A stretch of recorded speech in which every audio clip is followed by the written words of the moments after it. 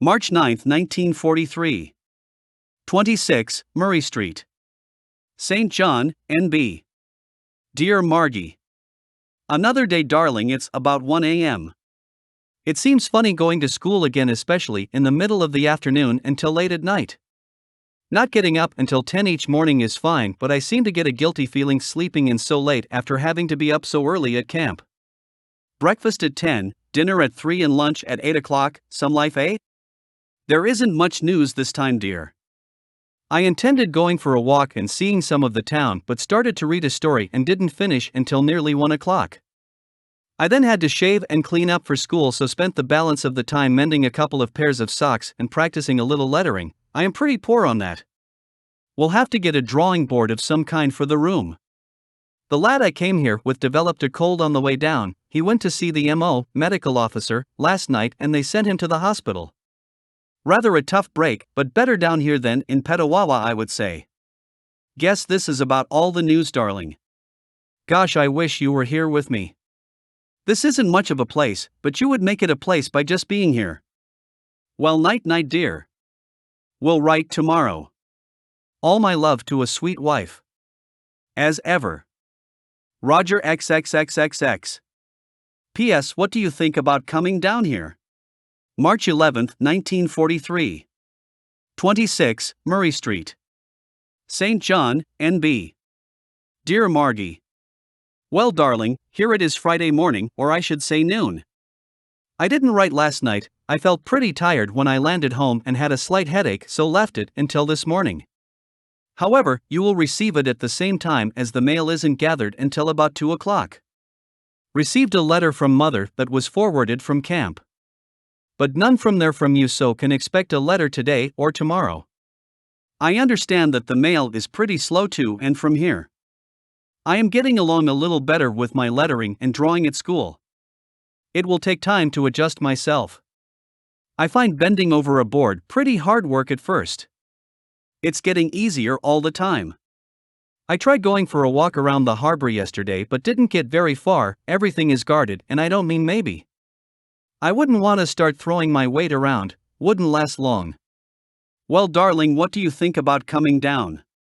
A couple of the lads who came down last month have their wives here. They don't like the place. It is a terrible junky town. All the buildings are frame and remind one of downtown Queen or Dundas, but seems comparatively clean. So, if you came, dear, don't look for any palace, you won't find it. However, there is lots of interesting country to see. You and I can have a good time anywhere. Mother mentioned concerning Al's letter and seemed very pleased and grateful. Especially as he was about the last person we know who talked to Jack and knew the camp. Al hopes to get to Torbay in the near future and learn what he can about the accident. Well, dearest, this is about all for the present. We'll write again tonight or in the morning and give you any further news. All my love, Marg. I hope to hear from you tomorrow. As ever. Roger XXXX. P.S. Mail just in, and another letter from camp from the lad who will ship skis. He is going to Trenton and taking them that far with him, so you will receive them early next week. Love, R. March 12, 1943. 26, Murray Street. St. John, N.B. Dear Margie. I just came in from downtown to find your letter waiting for me on the bed. It should have been you. Thanks, darling, for the enclosure. It really came in handy and will be ample, as I don't have much of a chance to get out during the week to spend money.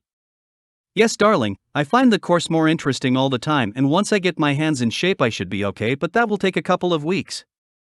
You say how lonesome you get. I am that way too, dear, and as the course will take me to the end of June, maybe into July, I think we should be together. You could board with me until we find some sort of a furnished room or small apartment. They are scarce as hen's teeth, but we could have fun looking for one. I get a $1.25 a day subsistence allowance, not much, but would go a long way, over $35 a month, besides my $20 existence. We could get along, dear, and the change and rest, sleeping in until 9 and 10 each morning, would do you the world of good too. Give it serious thought, darling.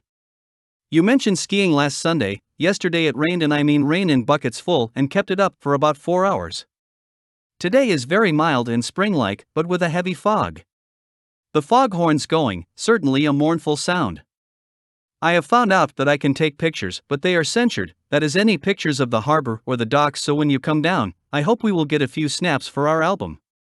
We will have 1 or 2 pages of snaps titled Margie and Roger on the East Coast.